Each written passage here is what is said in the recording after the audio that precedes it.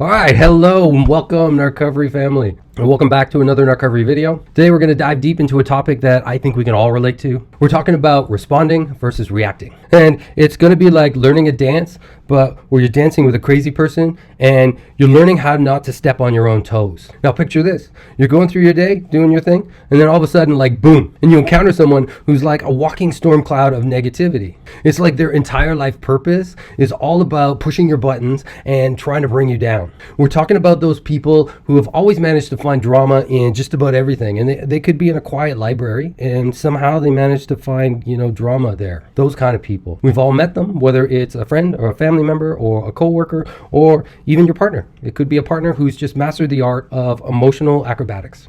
But here's the deal: when we face these kind of people, we have a tendency to fall into our old habits. We let them get under our skin. We react in a way that's more explosive than, shaking a bottle of soda.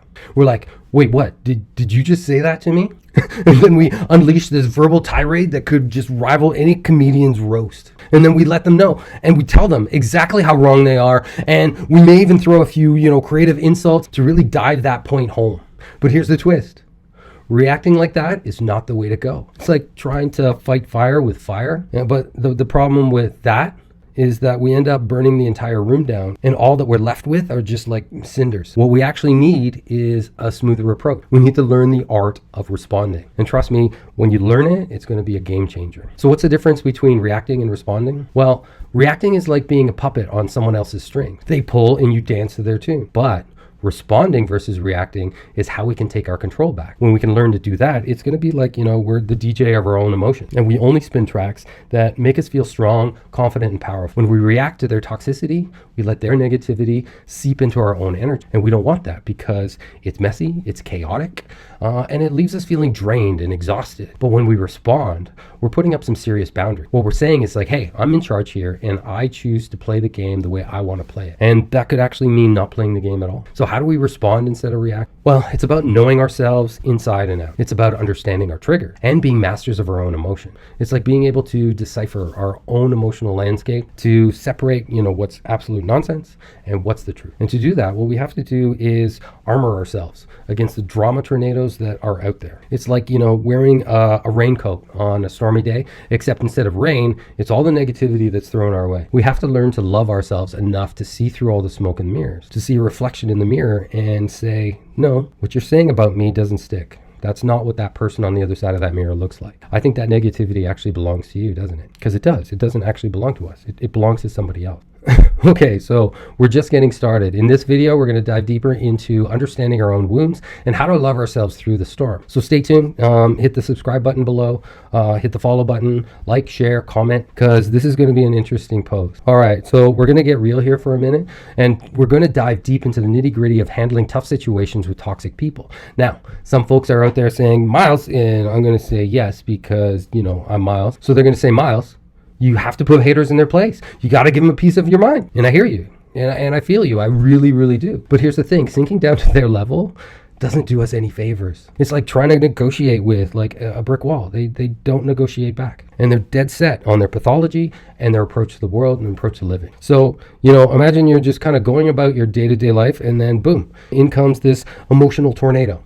And it just strikes with no warning. And this emotional tornado could be coming from a narcissist, it could be coming from a sociopath, or just, an unhealthy person, just an awful person. And it's like they have all this venom inside them and they don't want it. So they unleash it onto the world, making it everyone else's problem but the source. And they're the source. And their goal is to knock you off balance. They say things that hit you like just right in the gut, leaving you feeling like, you took a sucker punch from Mike Tyson. Now, how do we defend ourselves?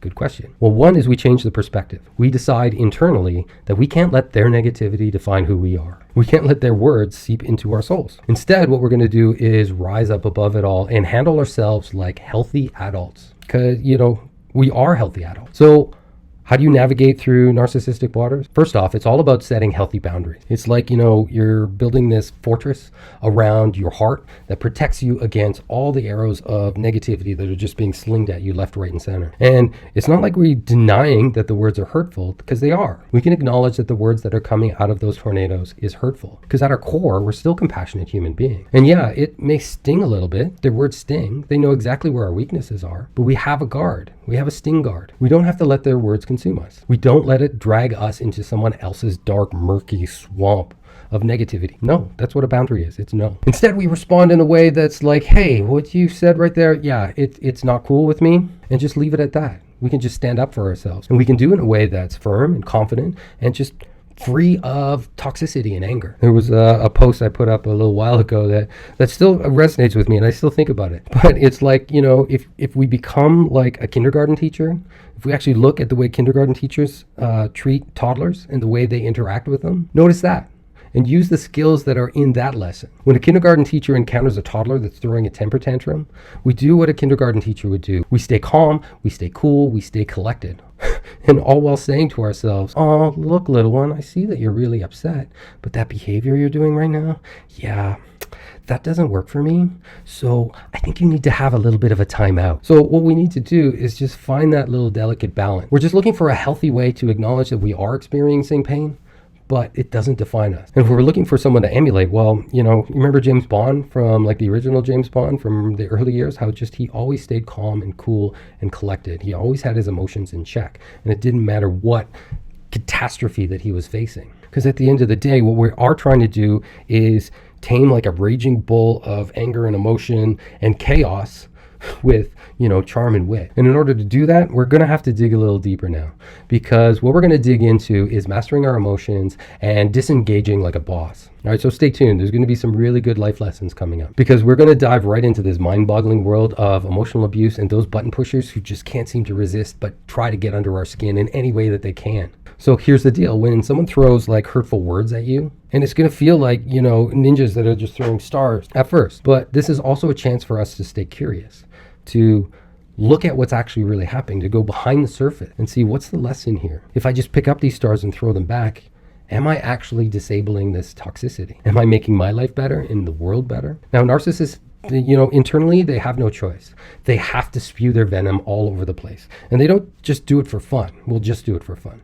They're just playing this twisted game of emotional gymnastics, because they have all of this stuff that's just kind of buried deep down inside them, and they're totally confused as to how to get rid of it all. So they end up becoming these contortionists, these little performers at the circus that are just bending and shape-shifting and just changing the narrative to suit whatever narrative paints them as the victim and you the culprit for forcing them to behave that way.